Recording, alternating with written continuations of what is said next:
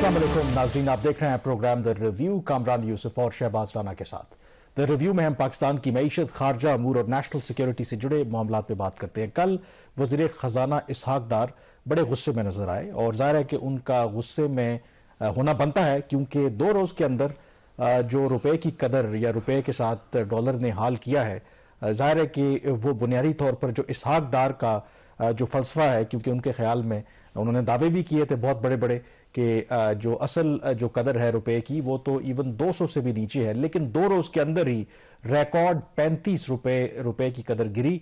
और उसके बाद जाहिर है कि फिर जो अपोजिशन है, इमरान खान है, उन्होंने तो आड़े हाथों लिया एक जो उन्होंने टेलीवाइज्ड प्रेस कॉन्फ्रेंस की, जिसमें इल्जाम लगाया इस गवर्नमेंट के ऊपर कि कैसे इन्होंने मईशत का बेड़ा गर्क कर दिया है। एज यूजुअल होता ऐसा ही है। और उन्होंने यही कहा कि जो रिजीम चेंज हुआ है, कोट एंड कोट वो जो कहते हैं, उसके नतीजे में ये सारी तबाही आई है। तो जाहिर है कि उसका जवाब तो फिर इसहाक डार साहब की तरफ से आना था।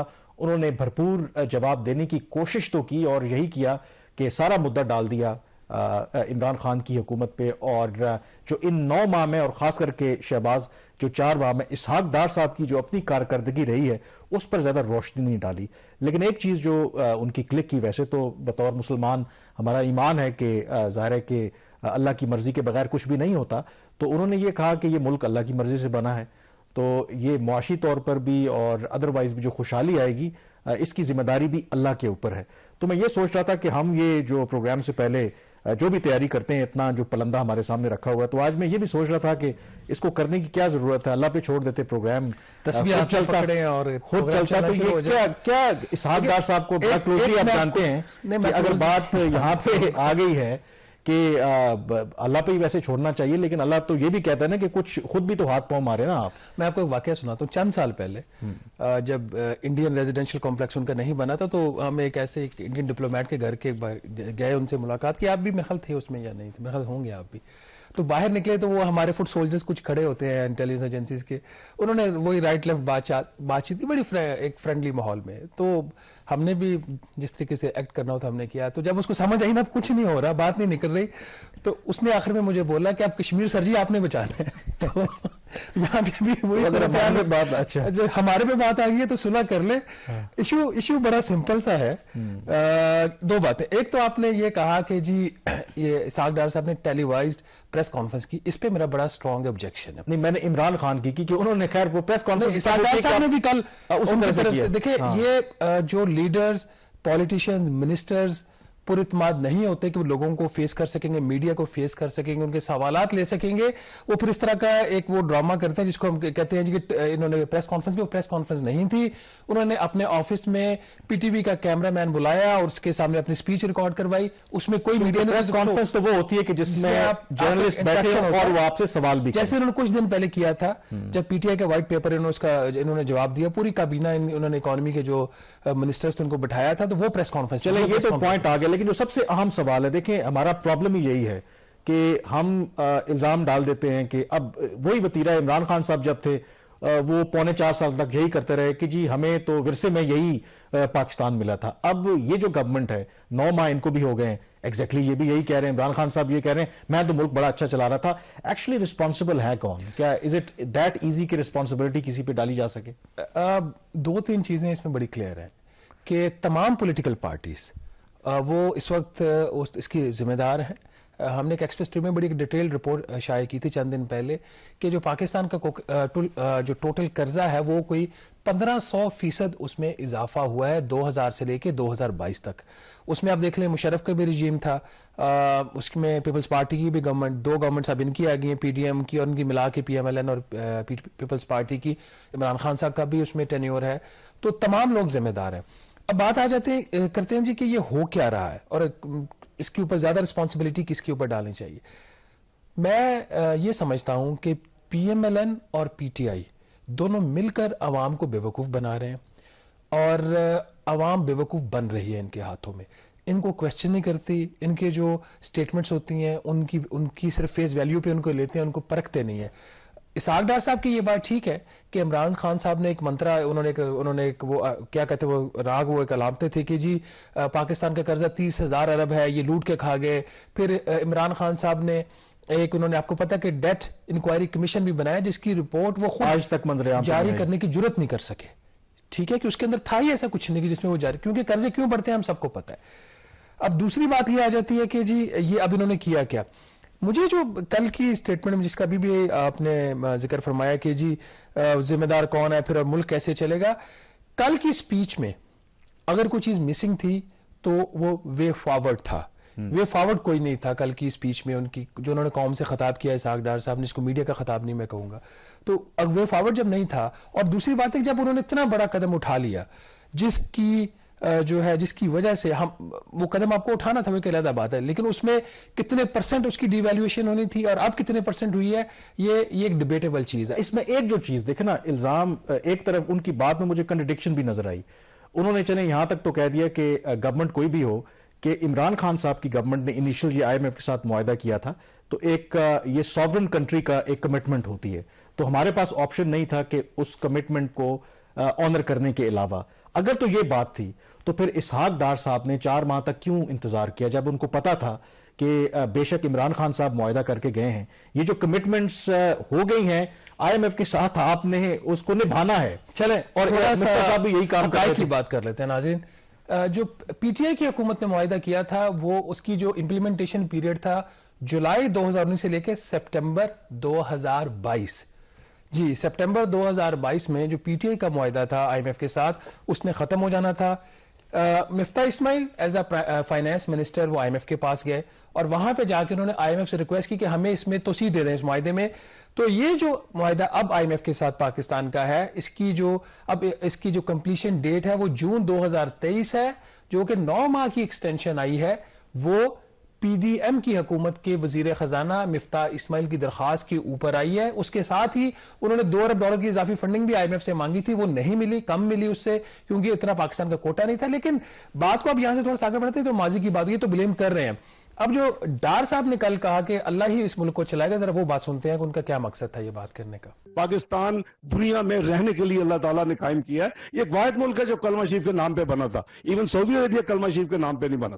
تو اگر اللہ تعالیٰ نے اس کو کریٹ کیا تو اس کی حفاظت, اس کی ترقی, اس کی خوشحالی بھی اللہ تعالیٰ کے ذمہ ہے. جی دیکھیے اس میں کوئی شک والی بات نہیں, ہمارے ایمان کا حصہ ہے کہ ہم جو بھی کام کرتے ہیں کامران اس میں اللہ تعالیٰ کی رضا شامل ہوتی ہے. ایز اے مسلم اس کے اوپر ہمیں کسی کی نیت کے اوپر کوئی سوال ہی نہیں ہم اٹھا سکتے. لیکن اگر اللہ نے ہی ملک اس طرح چلانا, اکانومی چلانی جیسا ڈار صاحب فرما رہے ہیں, تو 78 جو اراکین کی کابینہ رکھی ہے وہ فارغ کریں. اگر سارے کام اللہ تعالیٰ پہ ہی آپ نے چھوڑنے ہیں تو پھر طارق باجوہ صاحب کو بھی فارغ کر دیں, طارق پاشا کو بھی فارغ کر دیں, اشفاق تولا کو بھی فارغ کر دیں, سیکٹری فائنانس کو بھی فارغ کر دیں. خود بھی کبھی 1 گھنٹے کے لیے دفتر آ جایا کریں اور آ کے تھوڑے سے فائلوں پہ سائن کر کے چل دیں گے, سائن کر دیں, باقی جو فائل ہے وہ باقی جو اس کا جو امپلیمنٹیشن ہے وہ اللہ تعالیٰ کر دیں گے. ملک ایسے نہیں چلتے, اس میں کوئی شک والی بات نہیں ہے. اچھا اس میں ایک جو چیز بڑی کلیئر نظر آتی ہے مجھے, یہ اسی سوچ کی عکاسی کرتی ہے کہ پاکستان کبھی دیوالیہ نہیں ہوگا, چین پاکستان کو دیوالیہ نہیں ہونے دے گا, امریکہ پاکستان کو دیوالیہ نہیں ہونے دے گا.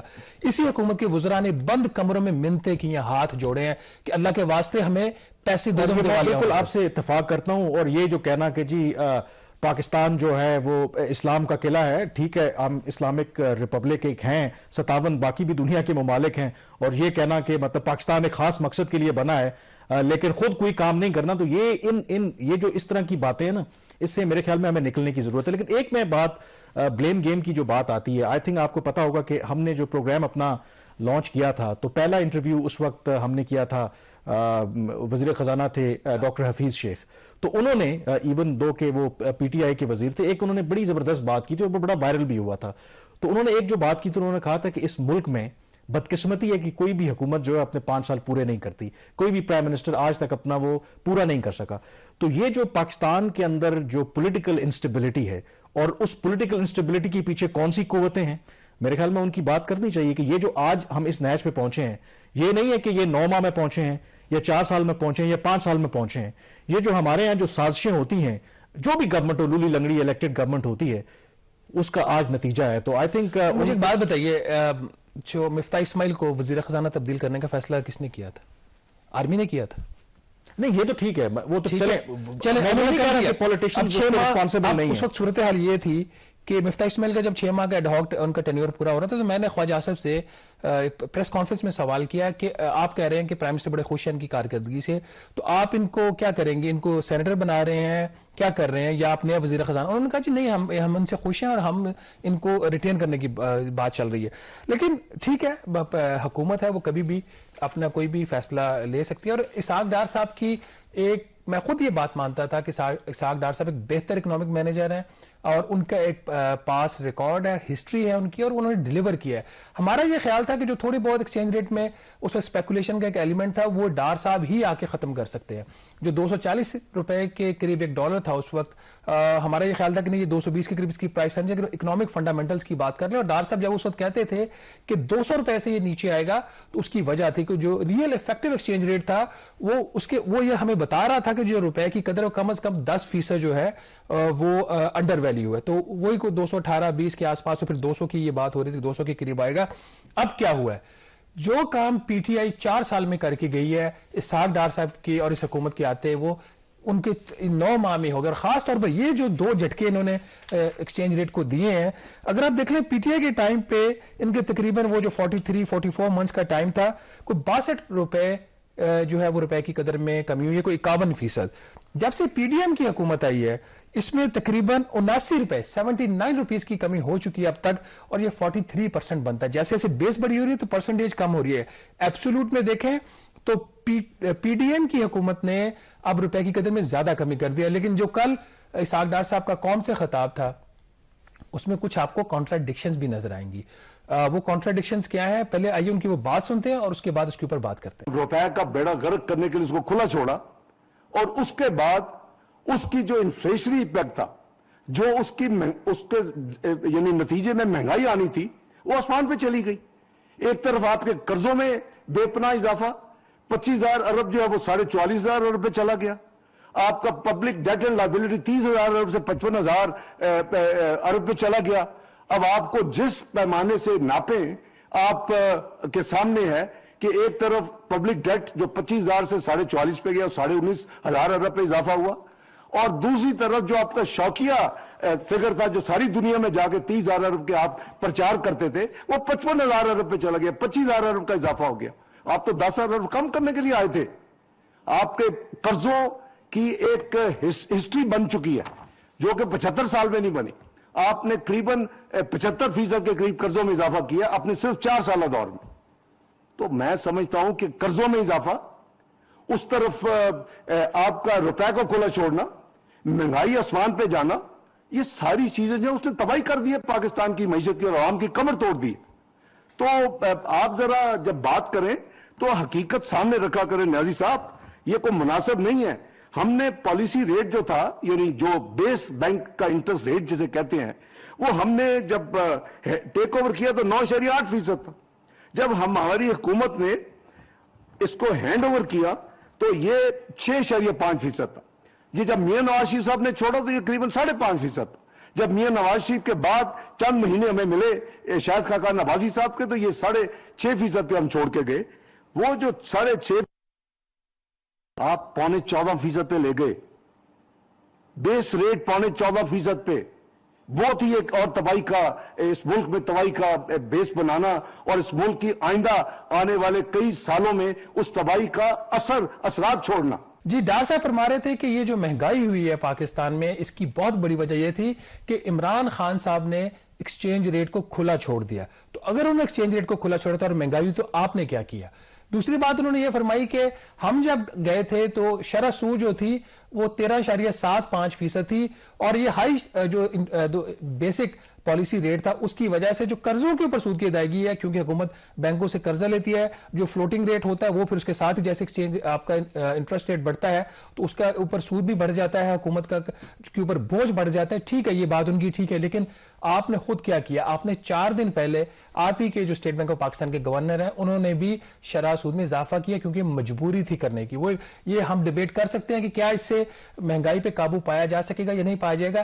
یہی ہمارا آج کا پوائنٹ ہے کہ P D M, P M L N اس کے اندر پیپلز پارٹی دونوں جو ہے، پھر پی ٹی آئی، یہ تمام مل کر عوام کو بے وقوف بنا رہے ہیں، حقیقت کی کوئی بات نہیں کر رہے۔ دونوں وہی کام کرتے ہیں جو وہ دوسرے کو الزام دیتے ہیں لیکن ہم سے کوئی نہ پوچھے, ہم سے کوئی سوال نہ پوچھے. لیکن ایک یہاں پہ ناظرین ہم آپ کو خبر بتا دیں, اب جو P M L N is a political party ہے اس کے اندر یہ ڈیبیٹ ہو رہی ہے, یہ سٹارٹ ہو چکی ہے پچھلے 2 دن کے اندر کہ یہ جو کچھ ہم نے فیصلے کیے تھے وزیر خزانہ کو تبدیل کرنے کی, کیا یہ فیصلے ٹھیک تھے یا نہیں. تو کامران چیزیں پی ایم ایل این کے اندر سے پبلکلی وہ زبیر صاحب ہیں, وہ ترجمان بھی ہیں نواز شریف اور مریم نواز کے, انہوں نے باقاعدہ طور پر یہ کہا ہے کہ بالکل اسحاق ڈار صاحب کی جو پالیسیز ہیں وہ لگتا ہے کہ اس سے خاطر خواہ نتائج نہیں ملے, اور اوور آل اگر پاکستان کی بات کریں لگ یہ رہا ہے کہ تنقید تو سارے کر رہے ہیں. شہباز نے جیسے کہا کہ وے فارورڈ جو ہے اس وقت کسی کے پاس بھی نہیں, اور کوئی بتا بھی نہیں رہا کہ اگر ہم مشکل میں ہیں تو نکلنا کیسے. بریک پہ جائیں گے, بریک کے بعد آپ کو بتائیں گے کہ کیوں اس گورنمنٹ کے اندر بھی بہت سے تضادات ہیں. ایک طرف کفایت شعاری کی جو کمیٹی بنا دی ہے, اور دوسری طرف قومی جو خزانے کے منہ ہیں وہ کس کے لیے انہوں نے کھول دیے. بریک کے بعد اس پہ بات کریں گے. جی, بریک کے بعد ایک دفعہ پھر آپ کو خوش آمدید کہتے ہیں. معیشت ہی ہمارا فوکس ہے, اور جو ہم بات کر رہے ہیں کنٹرڈکشنز کی, ایک طرف گورنمنٹ نے حال ہی میں ایک نیشنل آسٹیرٹی کمیٹی یعنی کہ کفایت شعاری کمیٹی بنائی, اور اس کا مقصد یہ تھا کہ یہ کمیٹی تجویز کرے حکومت کو ایسے اقدامات جس سے جو حکومت پاکستان ہے ان کے اخراجات کم کیے جا سکیں, اور تاکہ یہ جو موجودہ معاشی مشکل صورتحال ہے اس سے بہتر انداز سے نپٹا جا سکے. لیکن دوسری طرف شہباز, ایک طرف تو یہ کہنے کو تو بڑا اچھا لگتا ہے کہ ٹھیک ہے جی کمیٹی بنا دی ہے اور وہ یہ بتائیں کہ کیسے ہم نے خرچے کم کرنے ہیں, لیکن دوسری طرف گورنمنٹ کا وہی وتیرہ ہے کہ انہوں نے قومی خزانے کے جو منہ ہیں وہ کھول دیے ہیں جو پارلیمنٹیرینز ہیں, اور ظاہر ہے کہ ایک لحاظ سے یہ ایک برائب کرنا بھی ہوتا ہے. الیکشن سے پہلے ان کے پاس پیسے آئیں گے, وہ سپینڈ کریں گے تاکہ وہ پھر الیکشن جیت کے آئیں. تو یہ جو تضادات ہیں, فل آف کنٹرڈکشن ہے, کوئی بھی پارٹی آتی ہے اور خاص کر کے یہ گورنمنٹ, اس کو یہ کیسے جسٹیفائی کر سکتے ہیں؟ اگین عوام کو یہ بے وقوف سمجھتے ہیں شاید. نہیں, میں تو یہ کہہ رہا ہوں کہ اب تمام پولیٹیکل پارٹیز یہ کر رہی ہیں, ان کے لیے شخصیات جو زیادہ اہم ہے بجائے اس کی کہ ملک اہم ہو. اب یہاں پہ بھی جو فیصلہ ہوا ہے وہ یہ ہوا ہے, اس بجٹ میں جو پی ڈی ایم کی حکومت ہے انہوں نے کوئی 70 ارب روپے رکھا تھا اس کام کے لیے کہ جو ایم این ایز ہیں ان کی ڈسکریشنری سپینڈنگ ان کے حلقوں میں اخراجات کے لیے. کامران, یہاں پہ ایک چیز میں واضح کر دوں, یہ جو اسکیمیں کرتے ہیں چھوٹی چھوٹی یہ اہم ہوتی ہیں, اس کی اہمیت ہے اپنی جگہ پہ, لیکن یہ نیشنل اسمبلی کے ممبر کا کام نہیں ہے کہ, اور یہ وفاقی حکومت کا بھی کام نہیں ہے کہ ان اسکیموں کو فنڈ کرے. یہ اگر آپ کا لوکل گورنمنٹ کا سسٹم ہو وہاں پہ, یہ تو نالی بننی ہے, گلی بننی ہے, کوئی کسی کا کوئی چھوٹا موٹا کام ہے, کوئی بجلی کی اسکیم ہے, تو یہ وفاقی حکومت اس طرح ہے کہ قبرستان کی دیوار ہے. اس کی سب سے بڑی وجہ یہ ہے کہ یہ وہ کام ہے جو لوکل گورنمنٹس کرنے کے ہیں, اور جو ہماری جو پولیٹیشنز ہیں, ایم این اے, ایم پی ایز ہیں, یہ نہیں چاہتے کہ لوکل گورنمنٹس جو ہے نا وہ امپاور ہوں. جب وہ امپاور ہو جائیں گی تو پھر آپ کو پتا ہے کہ ریئل بزنس آپ کو لیجسلیٹو کرنا پڑے گا, اور پھر ایم این اے اور ایم پی ایس کے پاس لوگ اپنے مسائل لے کر نہیں آئیں گے. جو لوکل گورنمنٹ کا ریپرزینٹیٹو ہوگا وہ اس کے پاس جائیں گے, تو آپ کا جو کلاؤٹ ہے وہ ختم ہو جائے گا. تو اس میں بھی قصور نہیں ہے. وہی بات ہے جی کہ ہماری طرف دیکھیں, کسی اور کی طرف کوئی نہ جائے. یہاں پہ بھی ناظرین, جب یہ مالی سال شروع ہوتا 70 ارب روپے رکھے گئے پارلیمنٹیرینز کی اسکیم کے, اور اس کے لیے بڑا ایک نوبل نام استعمال کیا جاتا ہے جس کے اوپر ہمیشہ مجھے اعتراض آتا ہے کہ سسٹینیبل ڈیولپمنٹ گولز. یہ جو یونائٹڈ نیشن کے پلیٹ فارم سے ایس ڈی جیز کا ایک 2030 کا ایجنڈا ہے جس کے ساتھ دنیا میں غربت ختم کرنا ہے. یہاں پہ ہم غربت ختم کرنے کے نام پر پتہ نہیں کیا کیا کچھ کرتے ہیں. جو 70 ارب روپے کا بجٹ تھا, ہم نے اسی پلیٹ فارم سے آپ کو بتایا تھا کہ اس کو انہوں نے کچھ ماہ پہلے بڑھا کر 87 ارب روپے کر دیا گیا تھا. اور 87 ارب روپے اس لیے کیا گیا تھا کہ وہ تمام جو ممبرز آف نیشنل اسمبلی ہیں جنہوں نے شہباز شریف صاحب کے لیے ووٹ کیا تھا, جب ووٹ آف نو کانفیڈنس ہوا تھا, تو ہر ایم این اے کی کانسٹیٹوئنسی میں 50 کروڑ روپیہ خرچ کرنے کا فیصلہ ہوا تھا.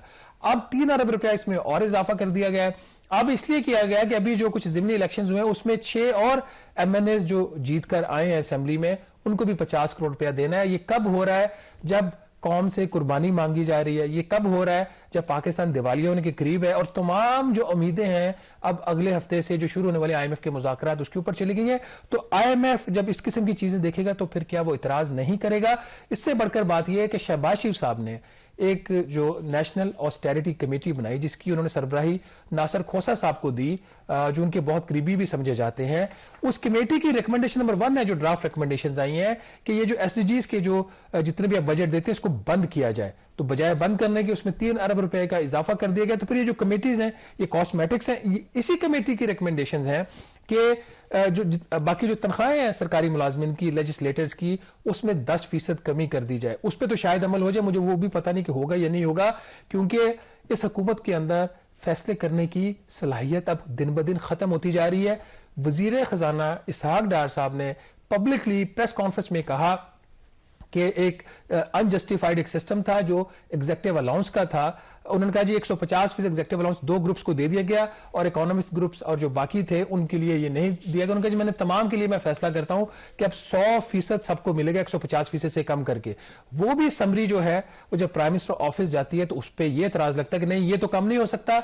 अब वहां पर यह डिस्कशन में बात आई है और इस बात को भी देखे कब से ये सारा सिलसिला चल रहा है कि ये तो 150% कम नहीं हो सकता। हाँ, जो बाकी पीछे रह गए हैं उनको भी आप 150% दे दें क्योंकि बजट है 2.8 अरब रुपए का पड़ा हुआ है, उसमें आप इसमें सारे अकोमोडेट हो जाएंगे।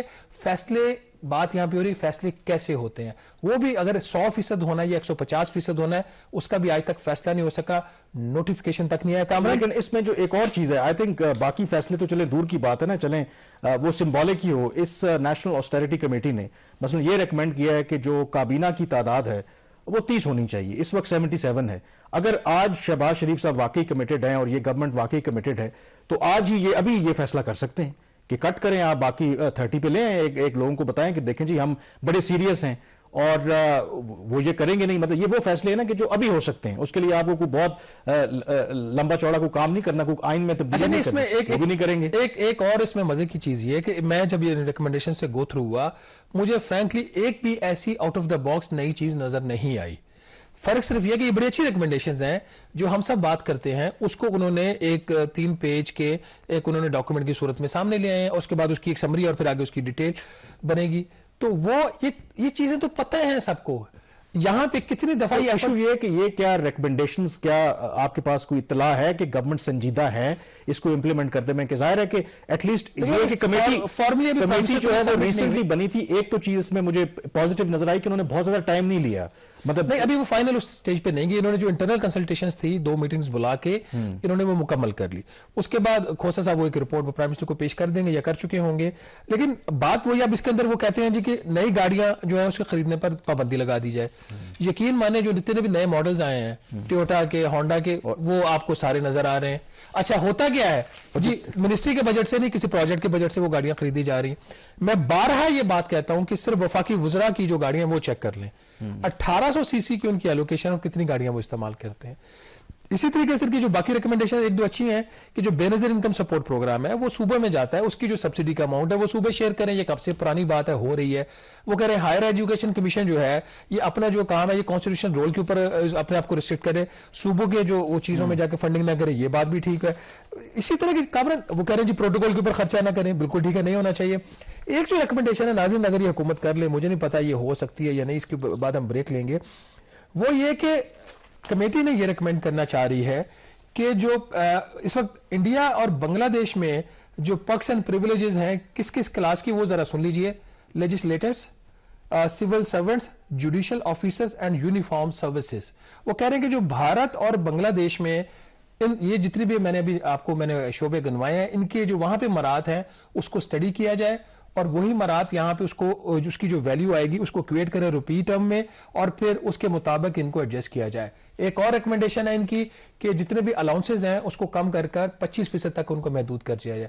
ये वो रिकमेंडेशंस हैं जो डायरेक्टली हिट करेंगी पावरफुल ग्रुप्स को इनको इन पाकिस्तान में, और मेरा ख्याल है कि बाकी फाइलों की तरह ये फाइल भी दब जाए। और मेरे ख्याल में शहबाज ये मुमकिन है भी, जो भी अच्छी चीजें अगर आपके पड़ोसी मुल्क भारत में भी हो रही हैं उसको रेप्लिकेट किया जा सकता है। और जो अगला एक्चुअली हम सेगमेंट करने भी जा रहे हैं, गिलगित बल्तिस्तान के अंदर कुछ ऐसे इकदाम हालिया महीनों में हुए हैं जिनको रेप्लिकेट किया गया है। जो भारत में दिल्ली एक रियासत है, वहां पे अरविंद केजरीवाल वहां के जो वज़ीर आला हैं, उन्होंने कुछ ऐसे इनकलाबी इकदाम किए कि वहां पर सर्विस डिलीवरी और बहुत से ऐसे काम किए जो एक रेवोल्यूशनरी स्टेप्स थे, उनको रेप्लिकेट किया गया है गिलगित बल्तिस्तान के अंदर। तो ब्रेक के बाद उस पर भी बात करेंगे।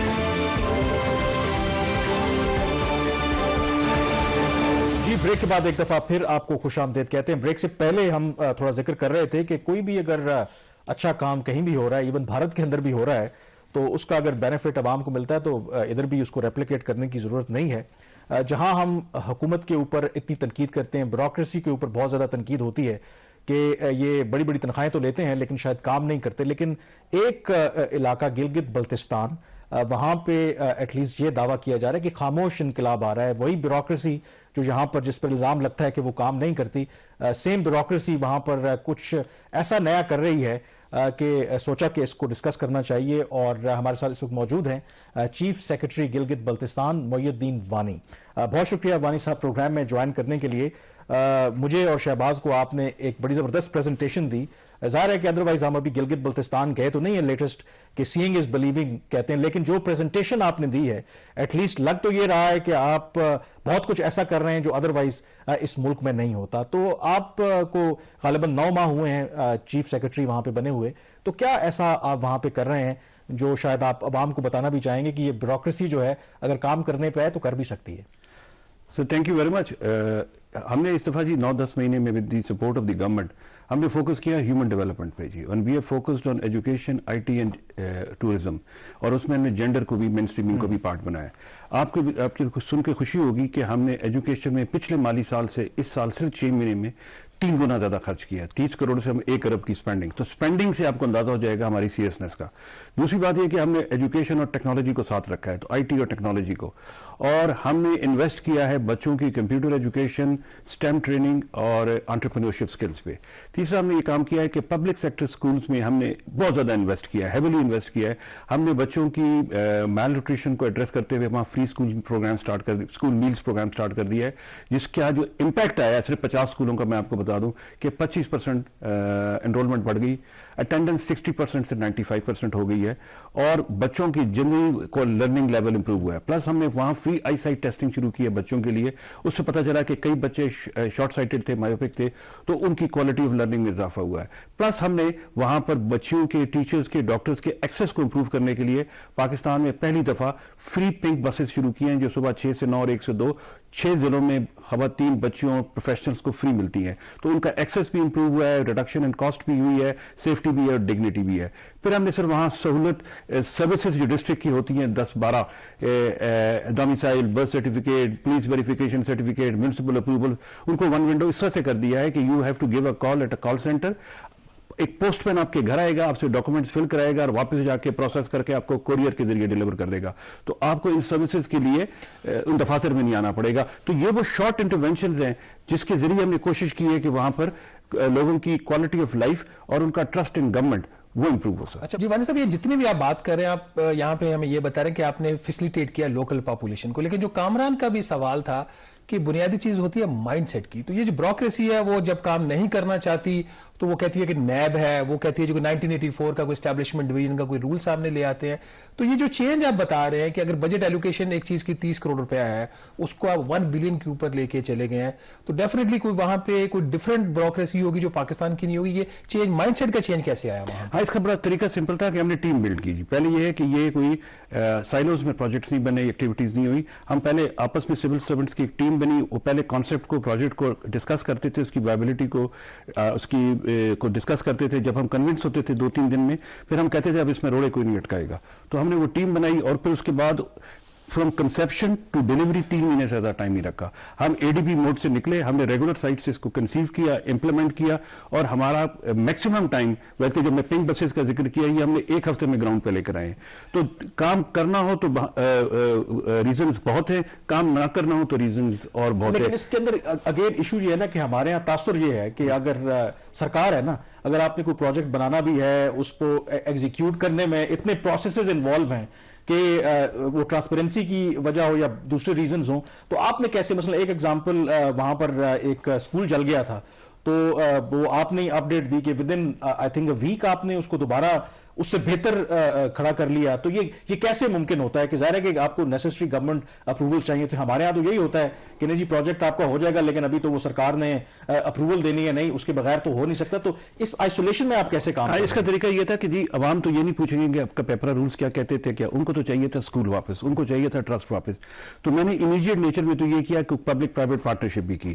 میں نے لوکل این جی او سے بھی رابطہ کیا, بزنس گروپ سے کیا. ہم نے کہا جی ہماری ضد ہے کہ ہم نے 5 دنوں میں اس کو بنانا ہے تاکہ لوگوں کا ٹرسٹ ریسٹور ہو اسٹیٹ پہ کہ یہ بچیوں کا اسکول ہے, یہ 5 دنوں میں بن گیا. اور ہم نے ڈفرنٹ ڈپارٹمنٹس کے کانٹریکٹرز موبلائز کیے اور ان سے اس کہا جو آپ نے سیونگز کی اس میں سے کچھ سی ایس آر کرے.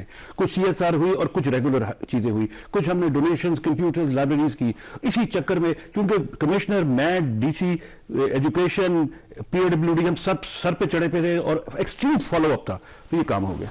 नहीं, बात फिर वहीं पे आ जाती है वानी साहब, वो मैं अभी तक उस चीज को समझ नहीं पाया कि ये शिफ्ट हुई कैसे। ठीक है, आपने एक टीम बना ली, वो टीम तो वही थी, वही ब्यूरोक्रेट्स थे जो फेडरल गवर्नमेंट में होंगे, किसी सूबे में काम कर रहे होंगे, but when they go to Gilgit Baltistan, तो वो चेंज, क्या ये लीडरशिप का फर्क होता है या ब्यूरोक्रेसी को कुछ आपने कुछ ऐसे कुछ इनिशियल उनको इंसेंटिव्स दिए जिसकी वजह से वो काम करने पे जो है? जी बिल्कुल, एक तो मैंने उनको प्रोजेक्ट्स की प्रपोजल्स बनाने में पूरी लिबर्टी दी।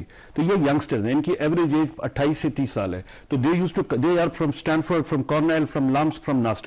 इनको मैंने इनकरेज किया, कम अप विद आइडियाज, ये रिसर्च करके आइडियाज लाते थे, इनको इनकरेज किया। जब एक यंगस्टर को पता चलेगा कि मेरा आइडिया गवर्नमेंट लेवल पे डिस्कस हो रहा है और डिबेट हो रहा है, तो वो उसके पीछे उसकी इंप्लीमेंटेशन के लिए पूरी जान लगा देता था। तो ये तुम्हारी यंगस्टर, मेरा कोई अपना आइडिया नहीं है, मुझे यंगस्टर्स ने आइडियाज दिए, उनको हमने इंप्लीमेंट किया, और उसके फॉलोअप में हम फिर हमने CS ऑफिस में एक फॉलोअप यूनिट बनाया जो हम इसको सेक्शन अफसर तक फॉलोअप करते हैं कि कोई रुके ना काम। चलिए, अच्छा, एक गिलगित बल्तिस्तान आपको पता है कि इसलिए जाना जाता है कि बहुत खूबसूरत इलाका है, लोग सियाहत के लिए हजारों लाखों की तादाद में वहां पे जाते हैं, लेकिन हमारे यहाँ जो हम मार्केट तो करते हैं कि जी पाकिस्तान बड़ा खूबसूरत इलाका है, अगर आप चले जाए नॉर्दर्न एरियाज में, जो सबसे बड़ा प्रॉब्लम है वहां पर कोई इंफ्रास्ट्रक्चर नहीं है। आप चले जाएं, खैर हमारे लोगों के अंदर भी शऊर नहीं है, जहां भी जाते हैं वो गंद वगैरह वहीं पे छोड़ आते हैं। आपको इस इलाके में चले जाएं, कोई साफ टॉयलेट नहीं मिलेंगे, फैमिलीज के साथ जाते हैं, ये आपको बहुत बड़ा प्रॉब्लम है। तो इस हवाले से भी आपने कोई काम किया है कि बातें तो हम बड़ी बड़ी करते हैं, दुनिया को कहते हैं जी आए यहाँ पे, लेकिन कोई फॉरनर अगर आएगा, आपको इंफ्रास्ट्रक्चर नहीं मिलेगा तो क्यों आएगा वहां पे? इस हवाले से क्या? अच्छा, इसमें से कुछ मिसपरसेप्शन भी बहुत है सर। जहां तक आपके मेन एरियाज हैं, वहां की रोड्स पिछले 5-7 सालों में बहुत डेवलप हुई है। स्कर्दू टू गिलगित, वहां से KKH बहुत इंप्रूवमेंट हुई है। दूसरी बात, चाइना को क्रेडिट देना चाहिए ना, इसको बन गई सर बात। अच्छा सर, और उसमें से दूसरी बात यह है कि अब आप गिलगित जाएं, स्कर्दू जाएं, हुंजा जाएं, roads are much cleaner then पिंडी, लाहौर और कराची। चौथा हमने प्रोजेक्ट प्लास्टिक फ्री गुंजा का किया, प्लास्टिक फ्री गिलगित का किया। तो सर बात यह है कि GB is a scale for success. और टूरिज्म की जहां तक ताल्लुक है, पूरे पाकिस्तान में सिर्फ एक एरिया है जहां पहली टूरिज्म ऐप बनी है। So you can plan your trip sitting here, her information वहां पर है, रियल टाइम पे एडवाइजरीज, होटल्स, रेंटल कार्स, हर चीज वो अपडेट हो रही होती है। तो सो टेक्नोलॉजी की सपोर्ट भी हमने इसमें ली, IT की सपोर्ट भी हमने ली, और उससे चीजों को इस दफा आपने देखा होगा विंटर्स फेस्टिवल को हमने 7 डिस्ट्रिक्ट्स में ऑर्गेनाइज किया, उसको प्रमोट किया दुनिया में। थोड़ा सा सॉफ्ट इमेज हुआ। चौथी बात है कि लॉ एंड ऑर्डर जनरली बेहतर रहा है, तो लॉ एंड ऑर्डर, सिक्योरिटी और उसकी कम्युनिकेशन। KP के अंदर भी अगर आप देखें, वहां पे जो तैमूर सलीम झगड़ा थे, उनके फाइनेंस मिनिस्टर, उन्होंने कुछ आउट ऑफ द बॉक्स आके काम करने की कोशिश की। उन्होंने पेंशन के बिल कम करने की कोशिश की, फिर इसके साथ ही उन्होंने कहा जी कि वन ऑफ द रीजंस कि आप जो आपकी high pension bill, as of retirement early, लोगों की लाइफ जो स्टैंडर्ड्स हैं वो बेहतर हो गए, लाइफ एक्सपेक्टेंसी बेहतर हो गई, बट उनको चैलेंजेस मीट करना पड़ता। तो आप समझते हैं कि जो KP का मॉडल है, ये मॉडल भी बाकी सूबों में और वफाक में रेप्लिकेट हो सकता है? जी बिल्कुल, हमने GB में इसको, क्योंकि KP में कोर्ट से स्ट्राइक डाउन हुआ था, गवर्नमेंट ने कर दिया था, तो हमने ये किया, इसको स्टार्ट किया हेल्थ से। तो इस वक्त हेल्थ में हमने कैबिनेट से एक बिल बना के 65 ईयर्स डॉक्टर्स की एज कर दी है। तो इंशाल्लाह असेंबली से जब पास होगा, then we will move to education. Technical cadres में हम चाह रहे हैं ताकि वहां पे डॉक्टर्स की शॉर्टेज है, एकेडमिशियंस की शॉर्टेज है, उसकी रिटेंशन को इंप्रूव किया जाए। तो वहां से, चूंकि वो बड़े कार्डर्स हैं, nursing cadres, technicians, school teachers, तो अगर हम उनसे भी एक तो क्वालिटी की रिटेंशन होगी और पेंशन सेविंग्स होंगी, तो दिस इज एक अच्छा पायलट भी हो सकेगा और पता चलेगा इसको आगे एक्सपेंड कैसे किया जाए। बहुत शुक्रिया वानी साहब, आपने प्रोग्राम में हमें ज्वाइन किया। यकीनन हम कोशिश करेंगे कि गिलगित बल्तिस्तान का विजिट भी करें, जो ये दावे कर रहे हैं उनको ऑन ग्राउंड वेरीफाई भी करें, लेकिन एटलीस्ट एक चीज वाज़ेह है कि अगर आप काम करना चाहें, काम करने की नीयत हो, तो मेरे ख्याल में कोई भी जो रुकावट है वो रुकावट नहीं रहती, आप उसे कर सकते हैं। एनीवेज, यहां पे ब्रेक लेंगे, ब्रेक के बाद तस्करा करेंगे कि जो इंडस वाटर ट्रीटी है पाकिस्तान और भारत के दरमियान, ये क्यों खतरे में है। ब्रेक के बाद उस पर बात करेंगे।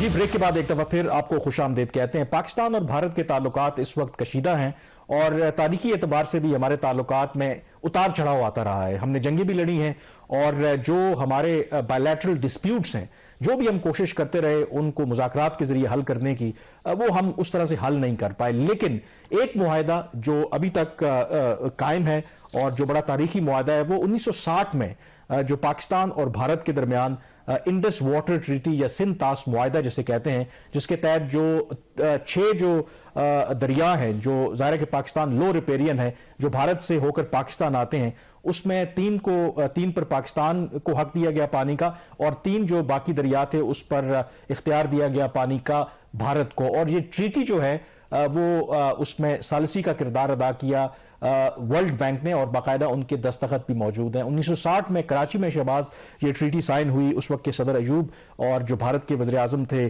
جواہر لال نہرو. اور اس ٹریٹی کی خاص بات یہ ہے کہ 1960 کے بعد پاکستان نے جنگیں بھی لڑیں، بہت سے ایسے تنازعات بھی ہوئے، لیکن یہ ٹریٹی جو ہے وہ انٹیکٹ رہی. لیکن اب جو ہے لگتا یہ ہے کہ یہ انڈس واٹر ٹریٹی جو ہے یہ بھی خطرے میں ہے، اور اس کی وجہ یہ ہے کہ بھارت نے کچھ ایشوز کے اوپر اس ٹریٹی کو دوبارہ کھولنے کی بات کی ہے، اس کو موڈیفائی کرنے کی بات کی ہے، اس پر نظر ثانی کرنے کی بات کی ہے.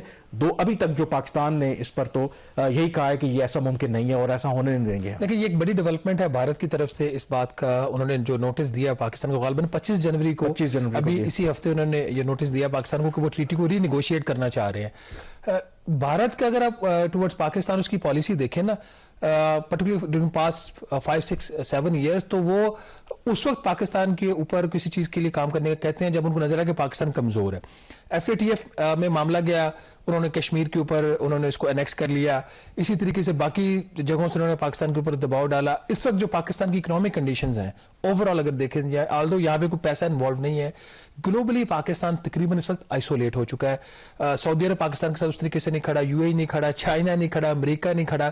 تو ان حالات کے اندر میرا خیال اگر بھارت کے پرسپیکٹو سے دیکھیں تو دس از دا بیسٹ اپارچونٹ ٹائم ان کے لیے کہ وہ پاکستان کو کہیں کہ آپ ٹریٹی کو نیگوشیٹ کریں. اور نیگوشیٹ کیوں کریں؟ آپ کو پتہ ہے اس کا بیک گراؤنڈ ہے کہ ایک جھگڑا چل رہا ہے پانی کا، جو رن آف دا ریور انہوں نے وہاں پہ پروجیکٹس لگائے ہیں بھارت نے 2، ان کے اوپر ایک کشن گنگا اور ایک رتلے ہائیڈرو پاور پروجیکٹ. اور یہ 2015 سے یہ ڈسپیوٹڈ ہے. پاکستان کو اس کے اوپر اعتراض ہے کہ جو انڈس بیسن ٹریٹی کے تحت جس طریقے سے بننا چاہیے تھا اس کی بھارت نے وائلیشن کی ہے.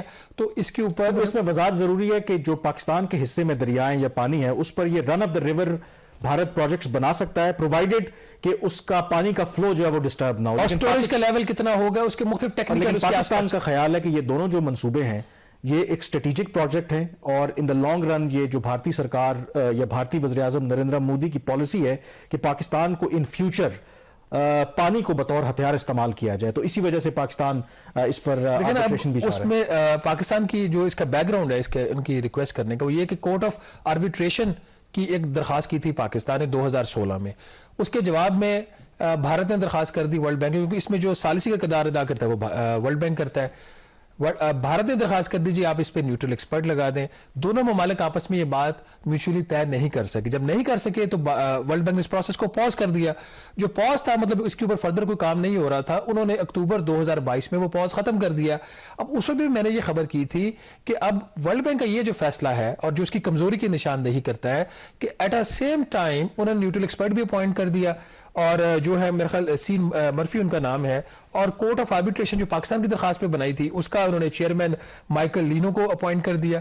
تو آپ مجھے بتائیے اگر نیوٹرل ایکسپرٹ کی ایک ریکمنڈیشن آ جاتی ہے، کورٹ آف آربیٹریشن کی دوسری ریکمنڈیشن آ جاتی ہے، تو پھر معاملہ تو آگے نہیں چلیں گے نا. تو ورلڈ بینک نے اپنی جان چھوڑائی اور دونوں ممالک کے اوپر ڈال دی، اور یہ دو انہوں نے لیگلی پیرل پروسیسز. لیکن 2016 سے لے کے 2 مارچ 2022 تک یہ پروسیس آن ہولڈ رہا ہے، کیونکہ یہی جب ڈسپیوٹ ہوا اکتوبر میں ورلڈ بینک نے، لیکن پاکستان کے کہنے کے اوپر پھر ورلڈ بینک نے یہ پروسیس دوبارہ ریزیوم کیا. اور جو دفتر خارجہ ہے وہ تو یہی کہہ رہا ہے کہ بہت جلد ہیگ میں جو کورٹ آف آربیٹریشن ہے یہ باقاعدہ اس کی پروسیڈنگ کا آغاز کر رہا ہے. اور جو بھارت ہے، جو میری اطلاعات ہیں ابھی تک وہ اس کو بائیک آؤٹ کرنے جا رہے ہیں. وہ ابھی تک صرف جو نیوٹرل ایکسپرٹس ہیں جو ان کی درخواست پہ یہ لگایا گیا تھا اس کی پروسیڈنگز ہی اٹینڈ کر رہے ہیں. اور پاکستان کا یہ موقف ہے کہ بھارت کو یہ نظر آ رہا ہے کہ کشن گنگا اور یہ جو رتلے ہائیڈرو پاور پروجیکٹس ہے اس پر ان کا موقف درست نہیں ہے، اس پر ان کو شکست ہونے کا امکان ہے. اسی وجہ سے یہ انڈس واٹر ٹریٹی کو ری اوپن کرنا چاہتے ہیں، جو پاکستان کہہ رہا ہے کہ ہم ہونے نہیں دیں گے. لیکن لیٹس سی کہ کیا ہوتا ہے، کیونکہ کہا یہی جاتا ہے، پاکستان یہ کہتا ہے کہ جو انڈس واٹر ٹریٹی ہے یا اگر پانی کو روکا جاتا ہے تو یہ پاکستان سمجھتا ہے کہ ایک ریڈ لائن ہے، کیونکہ اگر ایسا ہوگا ہم لو ریپیرین ہیں، پاکستان میں خدا نخواستہ اس طرح کا کام ہوگا تو ہم زرعی ملک ہیں، تو آلریڈی اتنے مسائل سے دو چار ہیں تو پاکستان کے لیے پرابلمز جو ہیں وہ مزید بڑھیں گے. لیٹس سی 62 سال سے تو یہ ٹریٹی جو ہے وہ انٹیکٹ رہی, تمام جو کرائسز ہیں ان کو انہوں نے سسٹین کیا. کیا موجودہ صورتحال میں یہ دونوں ممالک کا انڈس واٹر ٹریٹی جو ہے یہ قائم رہ پائے گی یا خدا نخواستہ اس کا آؤٹ کم کچھ اور ہی نکلے گا؟ نیورتھلیس پروگرام دا ریویو سے اتنا ہی. مجھے کامران یوسف اور شہباز رانا کو اب اجازت دیجیے. اللہ حافظ.